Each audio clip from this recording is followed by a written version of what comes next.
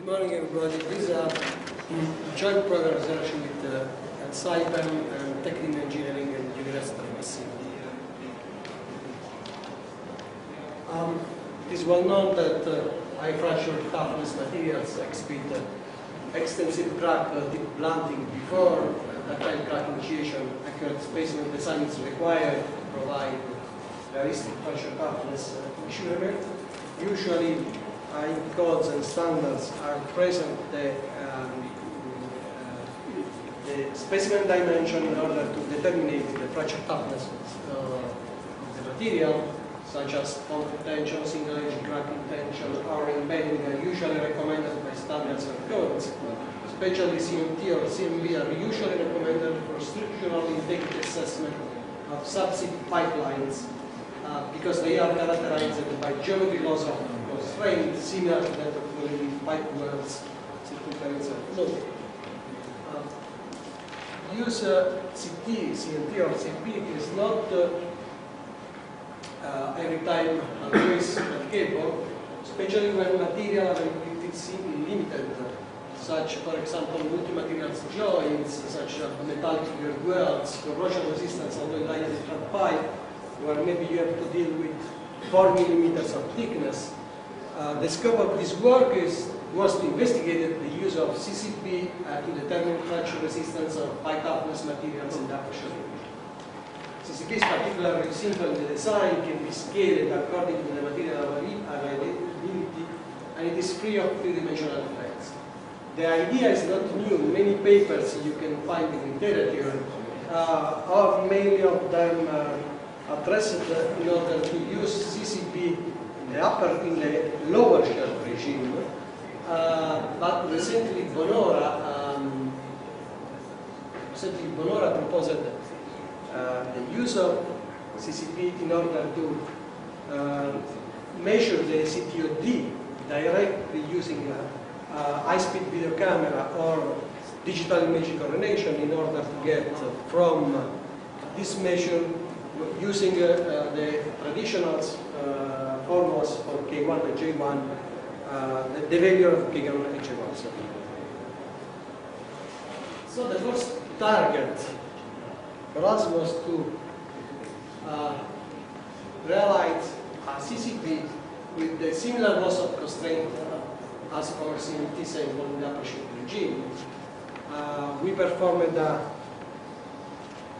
numerical simulation, the tiles can be found here, with different crack depth ratio, and here you can see the results. When the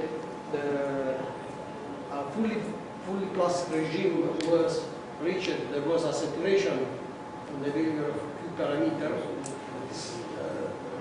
currently used in literature, and also the loss of strain for CCP was less severe than the CMT.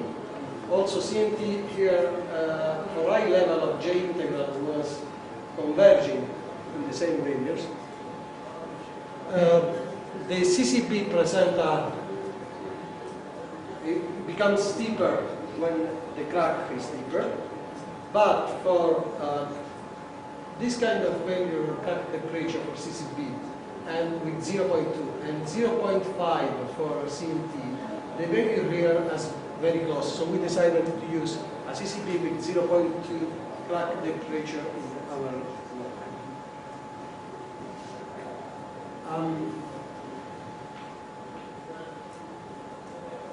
Damage crack and crack propagation was investigated using Bonora's damage model. That is a model defined in the continuum damage mechanics framework, and is available now in a commercial code in this MCC mark. Is a non-softening formulation, need only 4 parameters in order to be applied. The parameters are easily determined from simple tensile test. There was used an element removal technique. That means that when the critical damage value is reached at the first Gauss-bound point of the element was deactivated and the stress and strain is 0. You can see in the simulation that here at the beginning there is a blunting, an extensive blunting that on the specimen, and then the crack start from the external part of the specimen going to the inner part. So this means that also if there is an extensive blunting, the crack is acting as a crack, not as a notch. This was the specimen that we used. It was a 6 millimeter remote diameter. The crack was realized with electric motion. The radius was 0.6. The length measure was 30 millimeters. And also the ratio was 0.2. The elongation was measured by extensometer with a reference length of 12.5 millimeters. Strength was also measured by digital image correlation. An high-speed video camera was used to monitor crack tip blunting development at first crack initiation and theory determination. Two specimens were subjected to monotonical tension after failure, and another two were loaded and unloaded in order to measure the change in the compliance during the unloading. This was the material that we used for the test. The material was fully characterized at room temperature, and the flow curve was determined according to the procedure given here. At room temperature, anyway, the material is in the aperture range.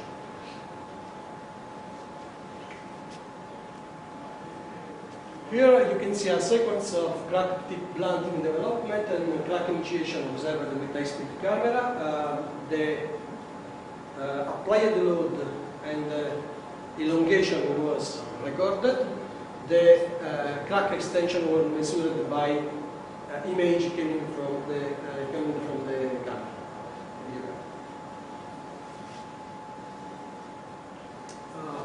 Some results. Here you can see that the applied load, that's the strain measured by extensometer. The results are in quite good agreement. I would like to underline that the specimen B1 and the B4, the B1 was monotonically loaded, the B4 was loaded and unloaded, but the results are mostly the same. There is some problem here that we can discuss a little bit later. But anyway, in general, the final dynamic simulation, the experimental results are in quite good agreement. Here the crack advance in function of the applied load is reported. The agreement is still good, but because that problem in the curve that I showed you previously, here if you check when the crack advance reached the 0.6 millimeters, that is a crack depth ratio of 0.4, the difference between experimental data and numerical data become higher. And this because the curve that I showed you before do not follow, the numerical one do not follow exactly the experimental one. This result is confirmed here when you go to check the crack mouth opening displacement in function of the crack advance.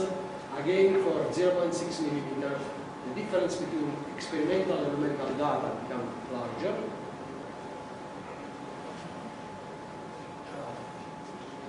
Finally, there is a first attempt to realize the crack resistance curve.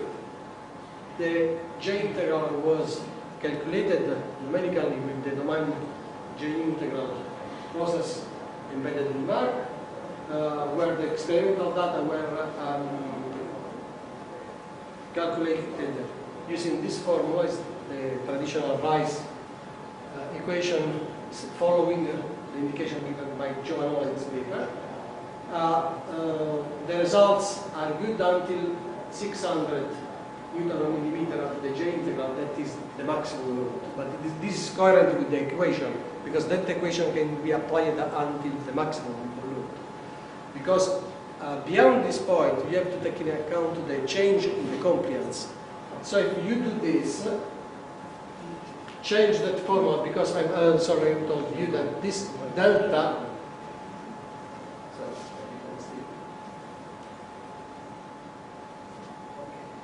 this delta here, in this point the original formula is function of the uncracked compliance, and L0 is the uncracked ligament. So we change it. The determination of this delta using the compliance detected on the loading and unloading space experimental test. So now the argument is much better between numerical and experimental. Last results. Then we checked the CTOD calculated for maximum load with between experimental data and final time data. The argument is almost good. But the most important thing is that data for CCB is very close to CNT specimen. This for what concerning the CTOD at maximum load. There is a problem at we also calculated a critical CTOD with delta E close to equal to 0.1 millimeters. That number comes from the limit of the camera acquisition, because pixel dimension is 0.1. So I can detect the crack just plus minus 0.1 millimeter. And here the difference is almost 30%. Probably this because the flow plastic curve that we saw at the beginning do not follow exactly the experimental. I finish. because it was his fault. Terrible. So the use of circumferential cracked bar sample to determine the CTOD fracture toughness in the absorption regime has been investigated. We were able to find a CCB crack, CCB configuration very similar to CMT. We verified a good agreement in the results. And also the critical CTOD was found twice the maximum load, which is usually indicated as all of the design particles. Prediction performed with damage mechanics have been found to be in a very good agreement with the experimental finding, indicating that this approach is a good tool for preliminary analysis and design. Okay, thank you very much.